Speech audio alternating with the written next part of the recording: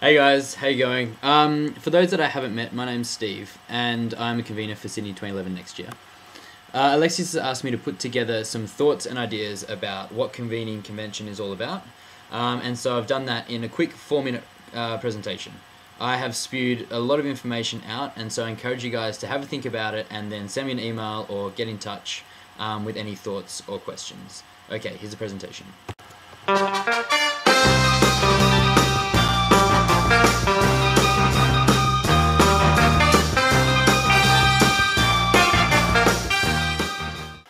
And here's the presentation, Convening Convention. I'll attempt to tell you as much as I possibly can in 4 minutes. Here we go. First, to talk more broadly about the first 12 months for the team. The first task, quite obviously, is to get a team together. It's important that this is an inclusive, transparent process and people know realistically what they're signing up for. Secondly, it's important to get the in-house stuff sorted. How are you going to communicate? Who is responsible for what and who is accountable for what? How are you going to collaborate online? How frequently are you going to have meetings and what do you want to discuss at these meetings? While this is all going on, you need to be aware of ratification and work out what you need to prepare for First Council next year. Finally, it's time to start organising. For us, this started about January this year. The key priorities include locking in an academic venue, securing your accommodation, and sorting out a gala ball venue. Once you've done that, you can start thinking about the promo material for convention next year. Now, to talk about the role of the convener. It's a big job. Despite being 323 days and 7 hours away from Sydney 2011, I am already spending between 4 and 8 hours a day doing convention stuff. I've made a decision not to take on any medsoc roles by being convener, and based on the workload so far, I think this has been a very good decision. The key tasks I've been responsible for are primarily managerial. I have a general oversight of everything the Sydney 2011 team does. I've prepared our corporate governance document and our meeting guidelines, which dictates how the team operates and what's expected of people. I'm responsible for managing all of our external correspondence and representing the team anytime we need to be represented.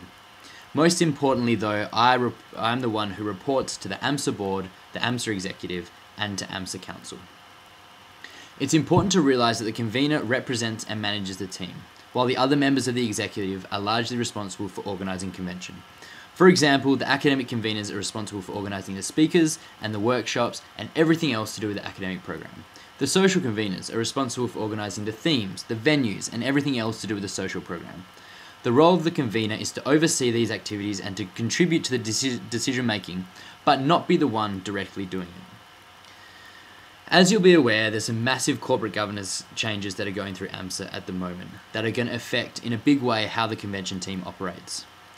Unfortunately for us, the Sydney and Perth teams are going to be the ones caught right in the middle of the transition period. The biggest change is that the convener will, from October Council, likely become a member of the board. This means they'll have legal responsibility for overseeing all operations of the AMSA organisation. It is uncertain what this will involve, but it is likely that it will change the role of the convener quite significantly. My advice to you all is to find out as much as you possibly can about this now. Talk to me, talk to people on the AMSA exec, and talk to people on the Perth bid team. It's really important that you get a good idea about what these changes are and how they might affect the convention team. Okay, now to change tack slightly. Convention is amazing, it's exciting, it's outrageously ridiculous, and it's one of the most fun things I've ever been involved in. And the period that you're in right now is one of the most amazing times ever. Don't get too caught up with the nitty-gritty trying to come up with things like predicted budgets, etc. because they will be completely redundant in a few months' time once you get a better idea for what you need to be doing. Instead, spend as much time as you possibly can catching up with people that are excited about the convention and want to be involved with Perth 2012, and have coffee, catch up for drinks, and throw around all the ridiculous, outrageously awesome ideas that you can come up with. As time goes on, you'll get less and less time to do this because you'll be busy doing tasks and everything you need to do to actually organise a convention. So the conversations you have now will be the ones that shape your convention in 2012. Guys, I'm really, really excited about Perth 2012.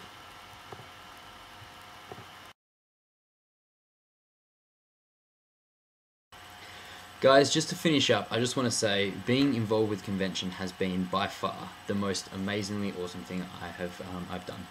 I encourage you all to be involved in some way, shape, or form because it's a lot of fun. It's a really magical thing. Also, the Sydney 2011 team, I've had a chat with them about it, and everyone is more than happy for you to contact them with any questions. So if you're thinking about being an academic convener, contact our academic conveners. If you're thinking about social, etc., etc., etc. We remember very well what it was like 12 months ago, and we had a lot of people that helped us out in a big way. So we're really keen to do the same for you guys. Alexius has a copy of all our contact details, so hit him up and he'll be able to pass everything on.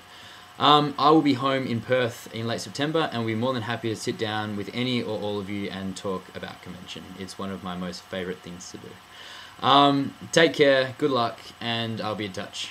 Cheers.